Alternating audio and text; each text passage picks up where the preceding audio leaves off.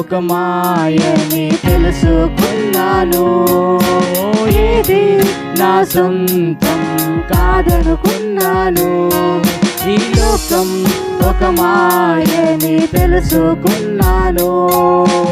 ఏది నా సొంతం కాదనుకున్నాను.